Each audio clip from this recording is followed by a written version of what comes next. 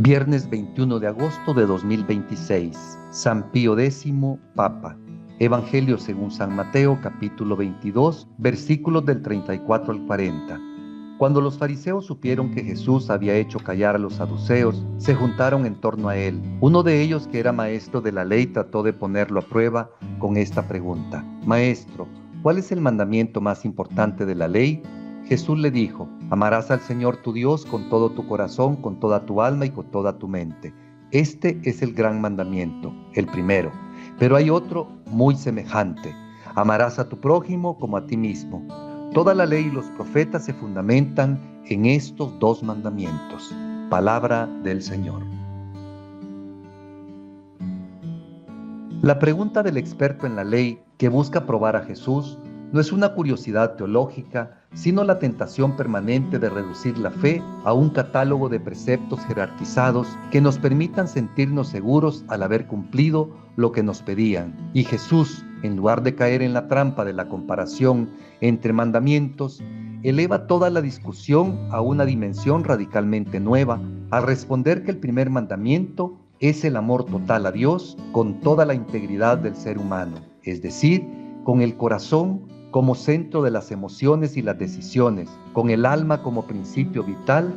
que nos conecta con lo eterno, y con la mente como la razón que busca comprender y adherirse a la verdad revelada, de tal modo que ningún aspecto de nuestra persona quede fuera de esa entrega incondicional que no admite reservas estratégicas para el propio ego. La respuesta de Jesús desactiva cualquier intento de reducir la religión a un cumplimiento externo de normas y preceptos, porque el amor que Él pide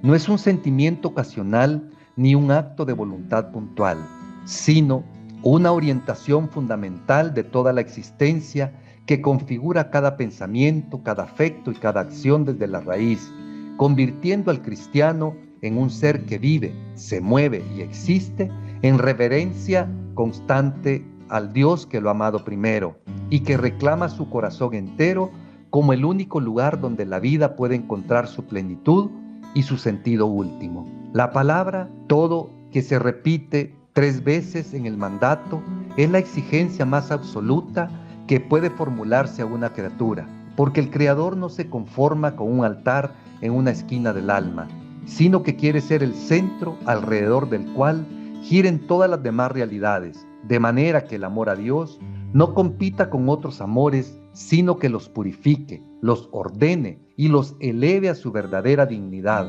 haciendo que la persona, al entregarse enteramente, encuentre su propia identidad en aquel que lo ha llamado a la comunión íntima. Esta totalidad no es una carga que nos lleve a la angustia del perfeccionismo, sino una invitación a dejar fragmentarnos entre lo sagrado y lo profano, entre lo que ofrecemos a Dios y lo que reservamos para nosotros, porque el Dios que pide todo es el mismo que se da todo en Cristo, y su mandato no es una ley que oprime, sino un anuncio que libera, devolviéndonos la unidad perdida de nuestro ser cuando aprendemos a mirar el mundo y a nosotros mismos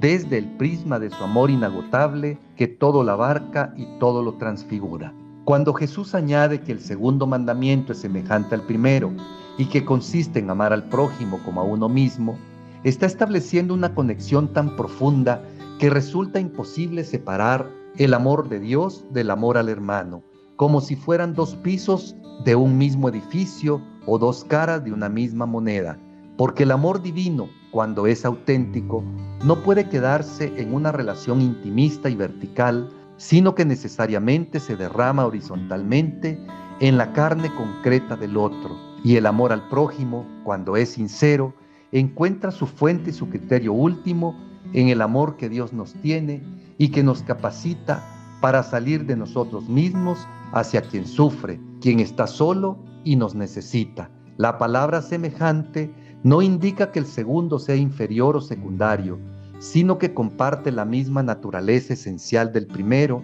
y que sin él, el primero se convierte en una ilusión religiosa, en una falsa espiritualidad que adora a un Dios hecho a su medida, mientras desprecia o ignora la imagen viva de ese Dios que camina a su lado en el pobre, en el enemigo o en el extraño, de tal forma que la relación con el prójimo se convierte en el sacramento de la relación con Dios, el lugar privilegiado donde se verifica la autenticidad de nuestra adoración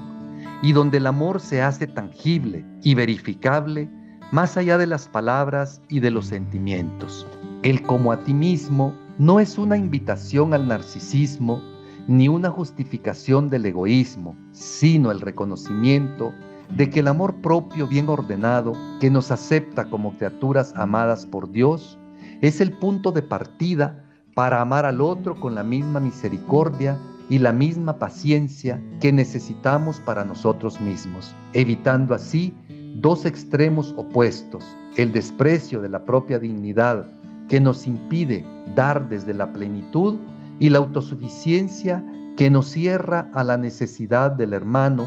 porque solo quien se sabe amado incondicionalmente puede amar sin condiciones, y solo quien ha experimentado la gratuidad del perdón puede perdonar y dar sin calcular. Jesús, al unir estos dos mandamientos, está fundando una nueva ética que no se basa en códigos, sino en la persona misma de Dios, que se revela como amor trinitario, y en la persona del hermano, que se convierte en el ícono de ese amor. De manera que toda la vida cristiana es un movimiento incesante entre el corazón que se eleva a la oración y las manos que se abren en el servicio, sin que nunca podamos descansar en uno sin el otro, porque el amor verdadero es siempre simultáneamente teológico y humano, divino y cotidiano.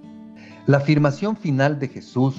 de que toda la ley y los profetas se fundamentan en estos dos mandamientos redefine el sentido de toda la revelación y de toda la historia de la salvación, porque todos los preceptos, todas las prohibiciones, todas las promesas y todas las profecías encuentran su unidad y su plenitud en el amor, de tal modo que ningún mandamiento particular, por más sagrado que sea su origen, puede ser entendido o aplicado correctamente si no está orientado a este doble amor. Y cualquier interpretación de la ley que no conduzca a la caridad queda vacía de contenido evangélico y se convierte en letra que mata en lugar de espíritu que vivifica. Esta declaración no abole la ley, sino que la eleva a su cumplimiento perfecto, mostrando que el amor no es una opción entre otras virtudes, sino la virtud principal que contiene y da sentido a todas las demás, porque la justicia sin amor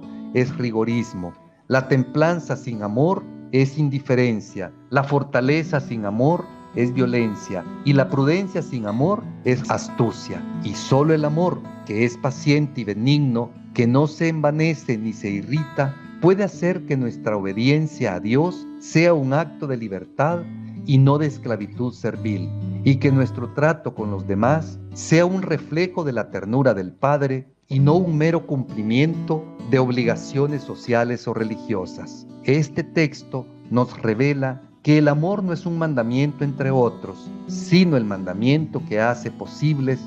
todos los demás, porque solo desde el amor podemos discernir qué debemos hacer en cada situación concreta. Y solo el amor nos da la fuerza y la creatividad para responder a la voluntad de Dios más allá de lo prescrito. En la novedad de cada encuentro humano, donde se juega nuestra salvación. Por eso, el cristiano no es alguien que acumula méritos ni que evita pecados, sino alguien que está permanentemente aprendiendo a amar más y mejor, porque el amor es el único camino que no termina en esta vida y que nos introduce ya desde ahora en la dinámica eterna de la Trinidad, donde el Padre, el Hijo y el Espíritu Santo viven una perfecta reciprocidad de entrega y acogida, y donde nosotros estamos llamados a participar por gracia, amando a Dios con todo nuestro ser y a cada hermano como a nosotros mismos, sabiendo que en ese doble amor se resume y se consuma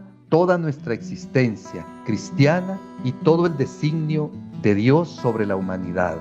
Me pregunto, ¿qué aspecto de mi todo, ya sea corazón, alma o mente, tiendo a reservar para mí mismo o impidiendo que mi amor a Dios sea realmente total ¿Y qué tendría que soltar hoy para dejar que Él ocupe el centro único de mi vida sin excusas? ¿Hay alguna persona concreta en mi vida a la que me resulte especialmente difícil amar como a mí mismo? ¿Y de qué manera esa dificultad está revelando que mi amor a Dios sigue siendo parcial, abstracto o desconectado de la carne sufriente de quien me desafía a salir de mi comodidad? Si toda la ley y los profetas dependen del amor, ¿con qué frecuencia reviso mis prácticas religiosas, mis opciones morales y mis juicios sobre los demás a la luz de si realmente aumentan mi capacidad de amar a Dios y al prójimo, o si por el contrario me sirven para justificar mi falta de caridad